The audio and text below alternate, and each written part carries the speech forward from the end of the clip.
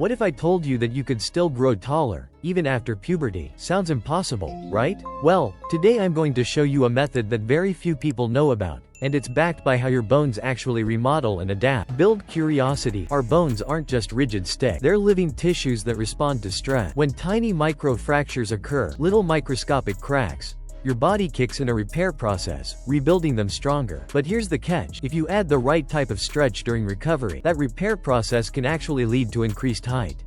The secret technique, the game changer? Ankle weights. Yes, simple ankle weights can put your legs under gentle traction while your bones are in the remodeling phase. Let me break it down step by step. 1. Create microfractures. Start with 5 minutes of intense activity, like sprinting or jump squats. This creates those microstimuli in your leg bones. 2. Apply ankle weights. Right after, sit on a bed or elevated surface, strap on 2 to 5 kilograms ankle weights, and let your legs hang freely. 3. Stretch under traction. With the weights pulling gently downward, stretch your legs.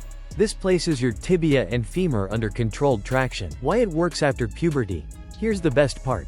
This isn't just for teenagers. Even after puberty, your bones remodel continuously. With consistent directional force, they can thicken, strengthen, and yes, even elongate. Important note.